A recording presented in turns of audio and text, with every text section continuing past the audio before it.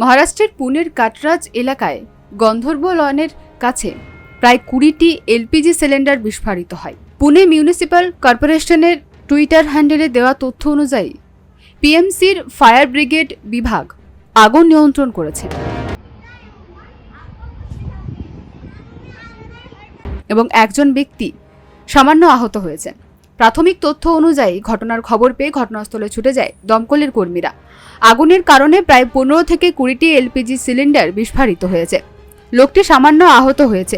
আমরা বিকেল 5টার দিকে একটি কল পাই এবং 20-25 মিনিটের মধ্যে আগুন নিভিয়ে ফেলা হয়। সংবাদ সংস্থা এর রিপোর্ট অনুসারে একজন কর্মকর্তা বলেছেন, ফায়ার ব্রিগেডের চেষ্টায় আগুন নিয়ন্ত্রণে আসে।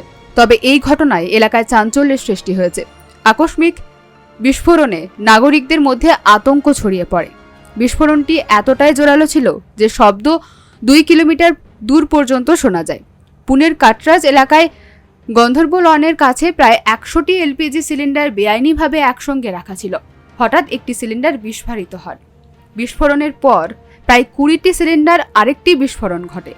পুনে পৌর কর্পোরেশনের 6টি দমকল ইঞ্জিন ঘটনাস্থলে পৌঁছে আগুন নিয়ন্ত্রণে আনে। এই ঘটনায় একজন সামান্য আহত হয়েছেন। এর আগে সোমবার দিল্লির রঞ্জিতনগর এলাকায় এলপিজি সিলিন্ডার বিস্ফোরণে একটি বাড়িতে আগুন ধরে যায়। এই ঘটনায় 2 কিশোর দগ্ধ হয়ে যায়। তরলীকৃত পেট্রোলিয়াম গ্যাস সংবলিত কমপক্ষে 20টি সিলিন্ডার কাটরাজের একটি ইউনিটে আগুনের সূত্রপাতের ফলে বিস্ফোরিত হয় এবং সেখানে গ্যাসটি বড় থেকে ছোট সিলিন্ডারে অবৈধভাবে রিলিফ করা হয়েছিল। একজন ব্যক্তি যিনি ইউনিটটি চালাচ্ছিলেন এবং সামান্য আহত হয়েছেন তাকে পুলিশ মামলা করেছে। ফায়ার ব্রিগেডের আধিকারিকরা জানিয়েছেন, কাটরাজের ইঞ্জিনটি নগর এলাকায় একটি ছোট টিনশেড থেকে চালানো অবৈধ রিফ্লেটিং ইউনিটে বিকেল 5টার দিকে বিস্ফোরণের খবর পাওয়া গেছে।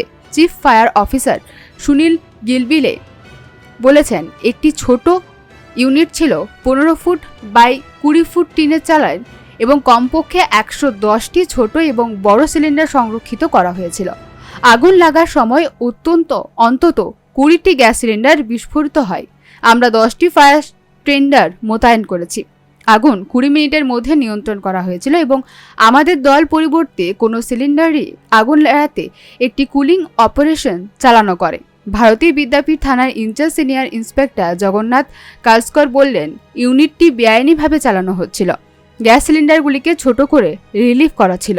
আমাদের বিশ্বাস করার কারণ আছে যে সিলিন্ডার রিলিফ করার সময় আগুনের সূত্রপাত হতে পারে। সাগর সন্দীপ পাতিল নামে আহত ব্যক্তি ইউনিটটি চালান। তার বিরুদ্ধে মামলা দায়ের হয়েছে। বিস্ফোরণের আশেপাশের কয়েকটি বাড়ির কাঁচ ভেঙে গেছে। অগ্নিকাণ্ডে পার্শ্ববর্তী কয়েকটি ভবনও সামান্য ক্ষতি হয়েছে।